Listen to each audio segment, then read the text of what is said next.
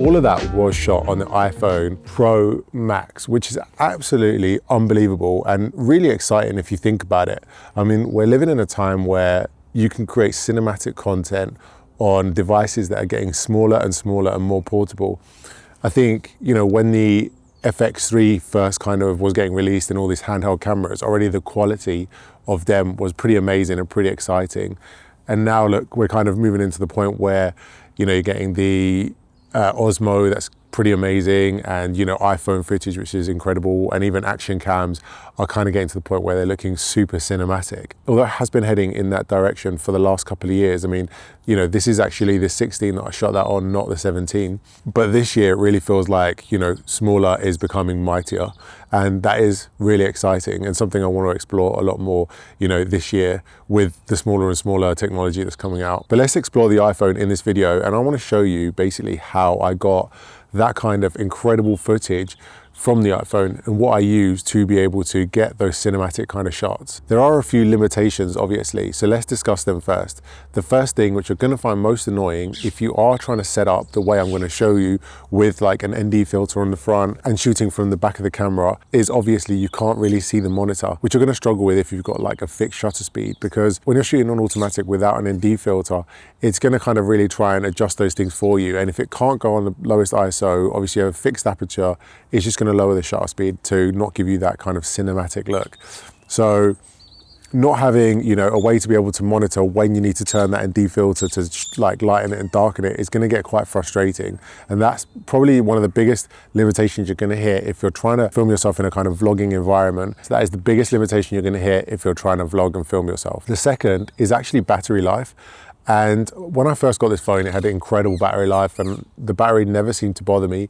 But now, after about a year of having it, if I'm really using the Blackmagic app and I'm shooting continuously and it's hot like it is today, for once in England, then I felt like the battery actually drained incredibly fast. You know, so shooting this morning, it's gone down to 20% now and it's gone on red. So, and they were only actually small shots. I wasn't shooting for long periods of time, but shooting 60 frames per second on the Blackmagic app seemed to have drained the battery. But as I said, the battery normally is amazing on these phones, but I'm guessing that using the Blackmagic app kind of uses a lot of processing power, so it drains the battery quite quick. And the third thing you might struggle with is storage, which I've got to work around. You can buy an external SSD card and plug it into the bottom, and I'll show you how you do that in a second. But obviously these can be expensive, and if you're just using one that just has a wire to the back of your phone, it can move around a bit, so this can be a bit clunky. But if you do use an SSD card, obviously you can have like an incredible amount of space and it'll work around that kind of limitation quite easily. All right, so let's discuss storage and audio. So what you want is basically for storage, something like this. This is just a Crucial drive. I put a stupid sticker around it just because I've got quite a few hard drives, so I need to know which one's which. So this is basically a 6 terabyte Crucial drive. It's extremely fast and it has a USB-C to another USB-C, and then you basically just plug that into the bottom of your phone. And inside the app, which I'll show you in a bit, you actually just select where to record it to, and you can actually create a folder inside the app as well, which is great because you can basically create a folder with the date and everything will just shoot straight into that folder. So that is really awesome. And you know, like I said, this is 6 terabytes, so you know, it will take you a lot of shooting to fill that up. And you can actually shoot on some of the highest like Apple ProRes, and it will basically take all of that and put it on this drive, and you know, you'll end up with like really great quality, and it'll take you a long time to fill. And for audio, you can actually use the internal microphone that's on the iPhone, and it's really good actually. It records 32-bit audio, so you know, it will kind of make sure that your lows are pretty high and your basically your audio is quite a good level overall. I think that the audio that comes from inbuilt from the iPhone is absolutely amazing. But if you want to take it to another level, you can also just get like a little wireless mic like this.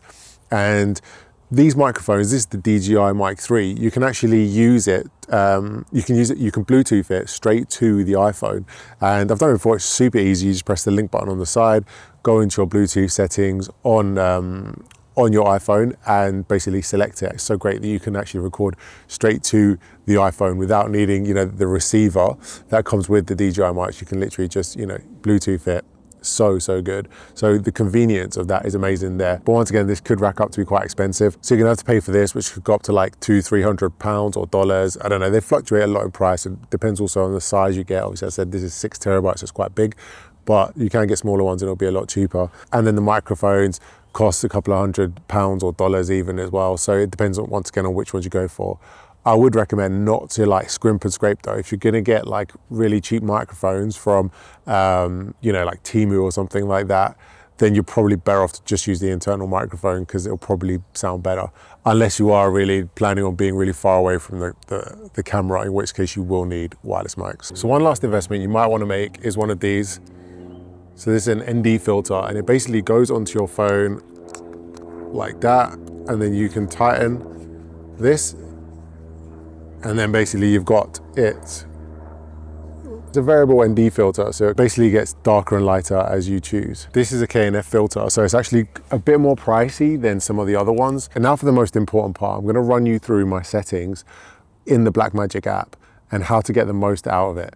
So first of all, starts off with codec. And if you really want to push it here and get the highest resolution, you can go with Apple ProRes. And then here you've got different quality that will come out. You know, if you went with Apple ProRes 422, it's definitely going to be good enough. Apple ProRes tends to be pretty big. So I would be cautious about how much you're shooting on these. Otherwise, the HEVC is basically MP4.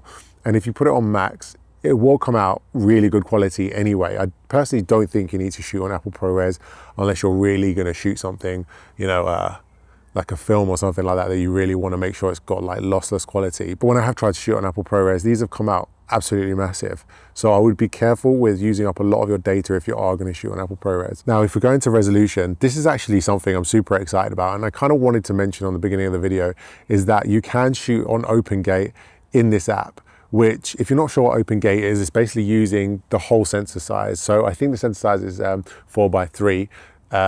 So it kind of looks a bit more square. It's not exactly square, but it kind of looks a bit more square. And this is great if you want to basically make social media content. You can crop in if you want it to be 16:9, or even if you want it to be portrait, you can basically make it portrait and you're not cropping in too much because the frame is taller.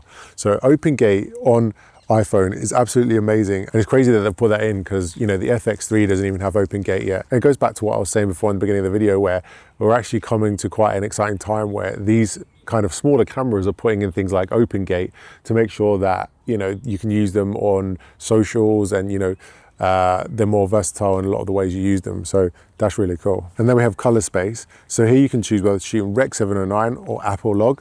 It's totally up to you with this stage. If you don't want to go with color grading, you can go with Rec 709 or Rec 2020.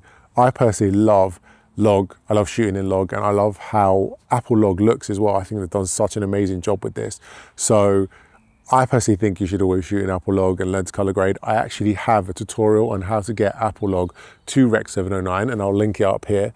And basically have a watch of that if you do want to shoot in Log. If you're editing in DaVinci, it's such an easy step. And then obviously you have time-lapse recording if you want to record a time-lapse. And if media drops a frame, I would say just alert, don't stop recording, because you might want to carry on recording whatever it's capturing. So I'll just say alert.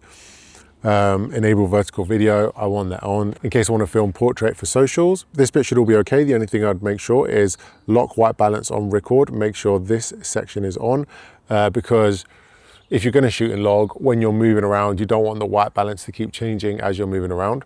So I would lock the white balance. I mean, it's even got an anamorphic desqueeze in it. It's great. So if you did put anamorphic lenses on the front, which probably they'll be able to do in the future, then you can desqueeze them out as you're recording. Okay, and then let's move to monitor. And here, focus assist, you want peaking, and I would put it to red.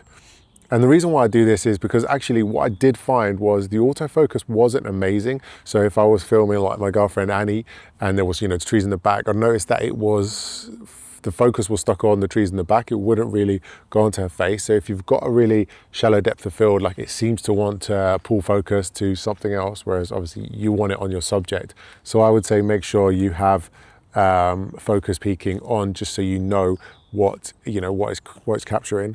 And then move down to media and you have save clips to. And if you click on this section here, and this is where you choose where you want to save clips to. You can either save them in-app only, or if you have an SSD plugged into the bottom, you can choose files. And you should be able to see your device on here, and basically you can save them straight to the device. So there you go, that's all the settings in the Blackmagic app. And I do love this app. It is an incredible, incredible app. I mean, some of the settings you can have a lot of control over what you're shooting, how you want to shoot it. The fact that it offers OpenGate is absolutely incredible too. I really feel like, you know, shooting with this app is going to take iPhone shooting to another level. I know they're already shooting movies on it now. So, you know, there's a huge future here for shooting on iPhones or even just smaller cameras in general. If you like that video, please like, please subscribe, and I'll see you on the next one. Thanks a lot.